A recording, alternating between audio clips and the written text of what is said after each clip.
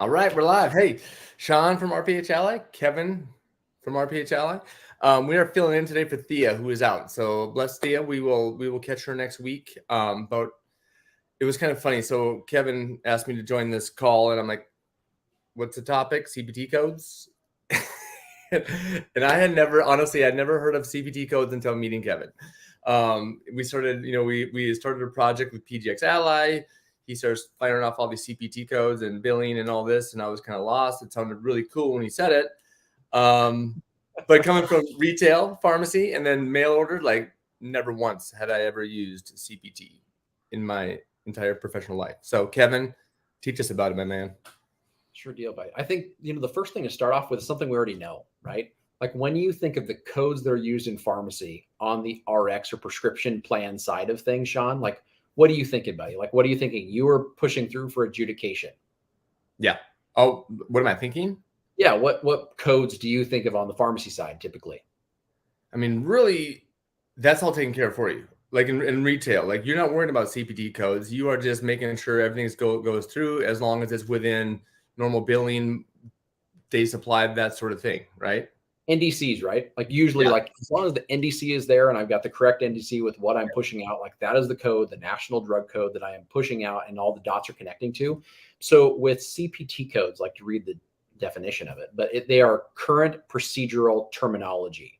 And to break that down a little bit, there's something I wanted to read you to hopefully help, but it's an AMA related term and it's how it was kind of dictated. So when the AMA was forming and insurances were coming together, they had to have some common terminology to tie all these things together so that they could get paid for services. And so the AMA has kept a level of control over how these things are defined and how they're billed. So to read here is the current procedural terminology system developed by the American Medical Association is used for just these purposes. The AMA system provides a standard language and numerical coding methodology to accurately communicate across many stakeholders, including patients, the medical team, surgical team, diagnostic, and therapeutic services provided by qualified healthcare practitioners. So the CPT descriptive terminology and like the associated code numbers, those are the most widely accepted. We're looking at a lot of like, here's what the current version of CPT codes are looking like.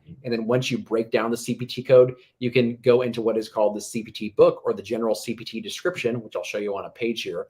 And we can look at what that really does for you. Overall, it's everything that an NDC does is tells us what drug, is going into an individual bottle, usually in the formulation, et cetera. When we break down the different sections of an NDC, exact same thing with the CPT code. When you break down that CPT, we can see they fit into different sections of a CPT book and how they're handled. So they can fall under different code bases, usually like E&M codes, general medical codes, those kinds of things will pop up in a lot of the services that us as pharmacists are working with. And sometimes they will be things that pharmacists can bill for, some services, medical related services, but oftentimes they fall into an incident to billing category. So we're billing under an individual provider for an insurance plan, especially when it comes to CMS. Incident to, not to get too far in the weeds away from our CPT conversation, but that's really saying, here's the qualified individual that can already bill for this independently. So, your healthcare practitioner that is totally covered doing primary care like services, specialty services, whatever the case is.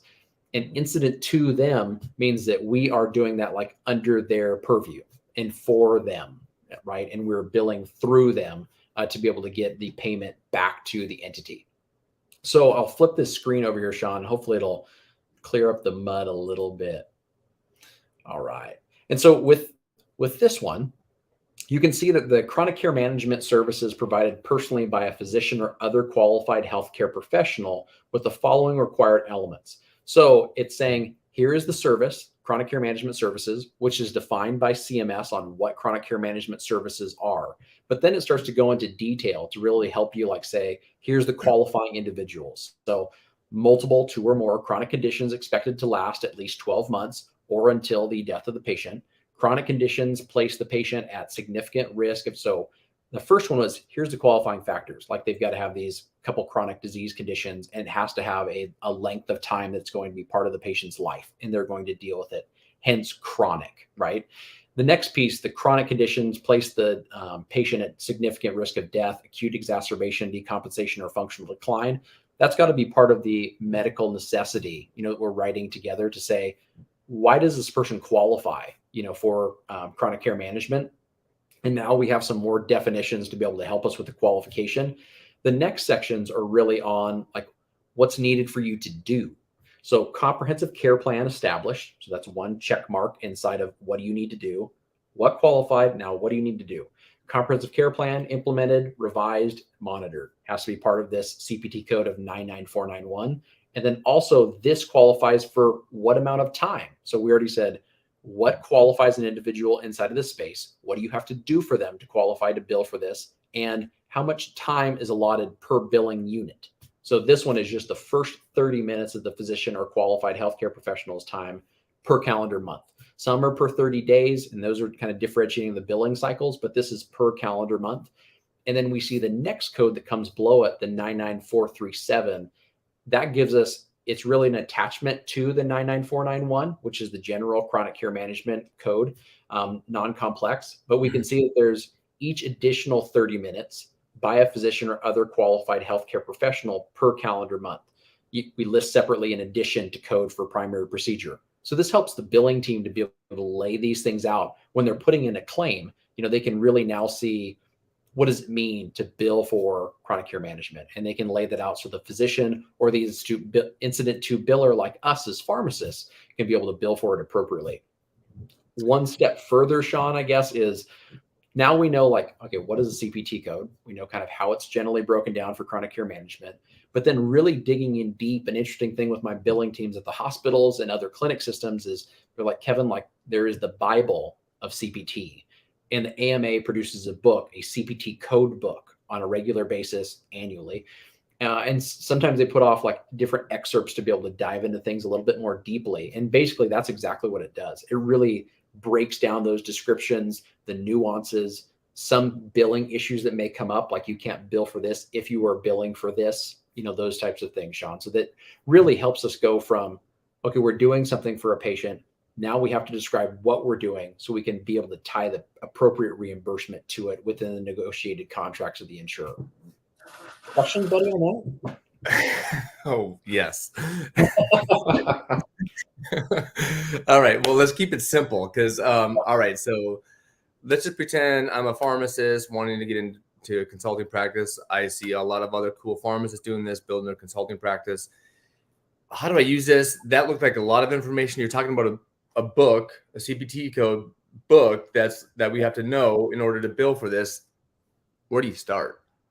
Yeah, I think the first thing, Sean, is, people like Thea, a leader in this space, is a really good consultant to connect with, to be able to tie those dots together, to not have to eat the elephant all in one bite. So with Thea, she's able to be able to show you like, here are the things that pharmacists qualify for billing.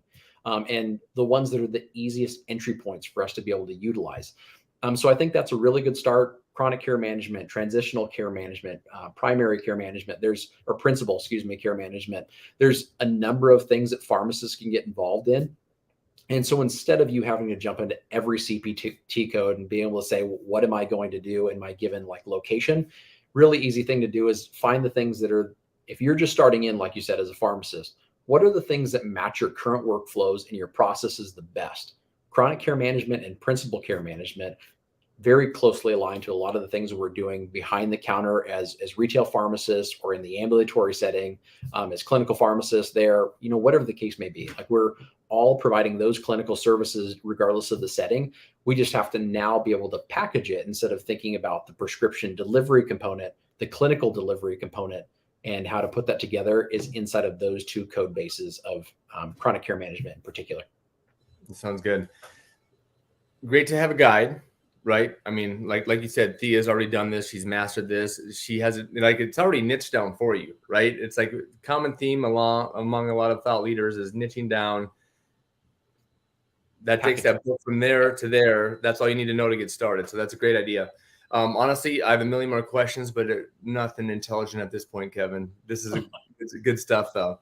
Yeah, I think just if anything, just with this, little show that you and I did, it's just addressing like inside the pharmacy space, we're getting further and further, Sean, away from just being dependent on NDCs to be able to make money, right? And so we're going to have to become more comfortable with incorporating to some degree medical billing. And so the first step to medical billing is understanding what is a CPT code, and then what are the different nuances of it, which ones can I participate in, and what's the easiest entry point for me as a pharmacist.